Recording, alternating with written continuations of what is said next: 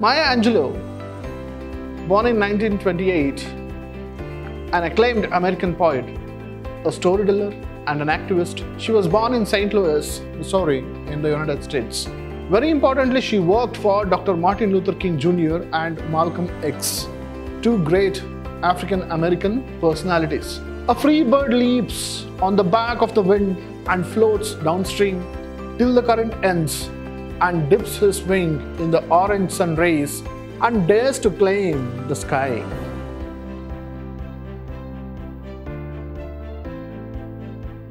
Hello students, I am Anil, Assistant Professor of English, Vidhyaashram First Grade College, the Temple of Excellence, MYSURU.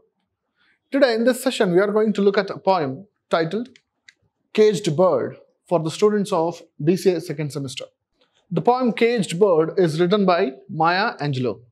In this session, we are going to look at the poet, then the poem, and the summary of the poem. Maya Angelou, born in 1928, an acclaimed American poet, a storyteller, and an activist. She was born in St. Louis, Missouri, in the United States. Angelou attended George Washington High School in San Francisco and took lessons in dance and drama on a scholarship at the California Labor School. She worked as a professor of American Studies at Wake Forest University. Moving on, Maya Angelou tried her hand at singing, dancing, acting, composing, and directing films, but established herself as a poet, essayist, and a playwright. Very importantly, she worked for Dr. Martin Luther King Jr. and Malcolm X, two great African American personalities. In 2010, Maya Angelou was awarded the Presidential Medal of Freedom, the highest civilian honor in America. Just like the Bharat Ratna, she won the Presidential Medal of Freedom. The most popular of her works is her autobiography, I Know Why the Caged Bird Sings. So in her autobiography, we find this poem. Her other important works of poetry are the complete collection of poems by Maya Angelou and Phenomenal Woman. These two are her important works. Moving on to the poem is very simple, but it has a deep meaning in it. She talks about two birds, one which has freedom and the other bird is in a cage. And she concentrates on the caged bird.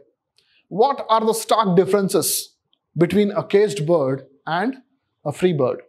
A free bird leaps on the back of the wind and floats downstream till the current ends and dips his wing in the orange sun rays and dares to claim the sky. How do you find a free bird? A free bird, it flies up, it leaps, it jumps. On the back of the wind, free wind, there is no boundary for it. It flies, it jumps, it dives and floats downstream till the current ends. Till the wind, it enjoys its freedom, it's happy, and dips his wing in the orange sun rays. There is no barrier or barricade to stop it from flying or feeling the warmth of the day. So it dips its wing in the orange sun rays and dares to claim the sky. This bird says the entire sky is its own. So it has got freedom, it's free, it's happy, it can fly wherever it wants. But a bird that stalks down his narrow cage, now she shifts all her concentration, all her attention to the caged bird. But the bird that stalks, that walks with rage. Down his narrow cage, there is limited space. There is a barrier from the outer world to the inside of the cage. It can seldom see through his bars of rage. It can only see through the bars of rage. That is, its freedom is cut. His wings are clipped and his feet are tied. It has no freedom. It cannot fly because its wings are clipped. Its freedom is cut and his feet are tied. It has no freedom. It is fettered to the cage. So he opens his throat to sing. And this bird, a caged bird, also sings. So what sort of a song is this? What does it sing? The caged bird sings with a fearful trill. This bird sings with a fearful trill. Fearful emotions. It sings. Of things unknown, it does not know what is bothering it, what is causing that fear, but long for still, and his tune is heard on the distant hill. But it still wants something. What is that something? That something is the freedom. And his tune is heard on a distant hill. On a distant hill, one could hear its voice, its song, wanting for freedom. For the caged bird sings of freedom, because this bird is singing of freedom. It wants to feel what freedom is. It is in this cage. It is separated from the free world. Its wings are clipped and its feet are tied. The free bird, now she comes back to the free bird. The free bird thinks of another breeze. It has completely enjoyed the season.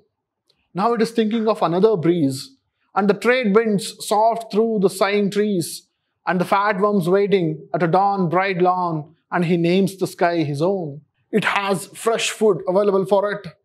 It is thinking of another breeze, and he names the sky his own.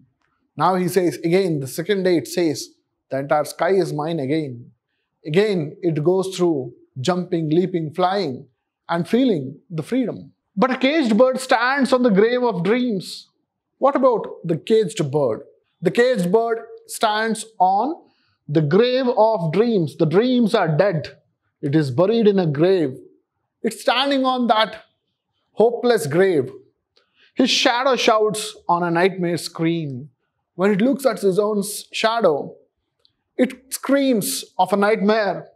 His wings are clipped and his feet are tied. He opens his throat to sing.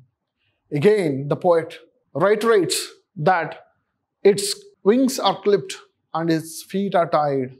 Again, it sings of freedom. The caged bird sings, though it is standing on a grave of dreams, where its dreams are dead. The caged bird sings with a fearful trill of things unknown, but longed for still, and his tone is heard again on the distant hill, for the caged bird sings of freedom. So it sings of freedom. It wants freedom. A free bird, it has no worries in life because it is free.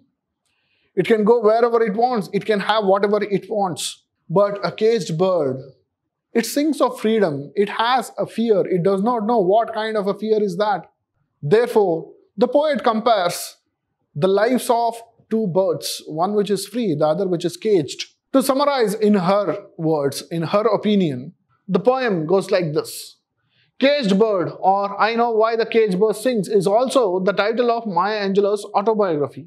This poem's title is the title for her autobiography. The poem is closely related to the most painful events that befell her in her girlhood.